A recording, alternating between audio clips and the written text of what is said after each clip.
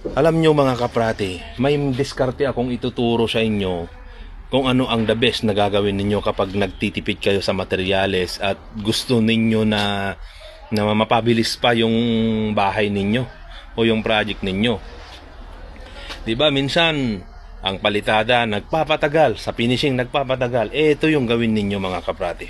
Kapag nag-asintada na kayo at gusto nyo na mapabilis at gusto nyo na ayaw nyo nang magpalitada kasi nga natatagalan kayo, nagagastusan kayo sa palitada. Minsan nga kapag may mason pa nga kayong matagal-tagal, naano kayo na parang nalulugi kayo. Pero although naman talagang mahirap ang trabahong mason. So hindi natin masisisi ang mason minsan kasi nga sa tagal minsan hindi nakahulog ang hollow blocks kaya natatagalan sila at minsan hindi maganda yung mga gamit nila na ginagamit o kaya yung mga indamyo, scaffolding, ganyan.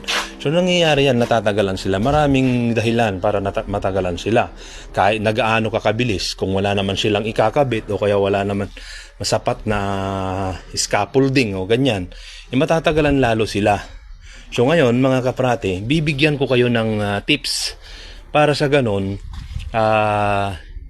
hindi kayo matagalan. So ganito mga kaprating gawin ninyo kung gusto nyo ng tipid at mabilis pa at siguradong quality pa. Mga kaprati, kung gusto nyo na matapos ka agad, hollow blocks pa lang. Ito mga kaprati, hollow blocks pa lang kailangan ipaayos nyo na.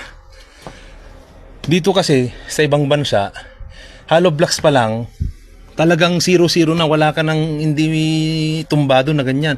Ang minimum lang dito na kamali niya nasa 3 mili. Malaki na yon. So ganun ang gawin niyo mga kaprati, ipaayos niyo na ng maayos itong hollow blocks ninyo. Tapos ang mga joinings niyo dito, kailangan yung palitadaan na ganito lang. Ito lang mga kaprati, ganyan lang, ikon nyo lang. Dito kasi binibikat lang namin. Ayan o. Nilalagyan lang ng halo yan. Ganito talaga kasi just in case na hindi lagyan ng paring, okay din. Kasi aasahin lang yan kasi magiging design pa nito. Kasi karamihan dito ganito. Hindi na sila nagpapalitada. Madalang lang. Ngayon, kung naayos mo naman ito, ito ngayon, ang the best. Maglalagay kayo ng metal paring. Ayan o. Metal paring. Mura lamang ito sa atin, mura lamang yan sa Pilipinas. Ganitong gawin mo, mas mapabilis mo pa, mas quality pa, magaan pang trabaho. Metal paring o gypsum board. Computein mo, halos pare-parehas lang din ng gastos.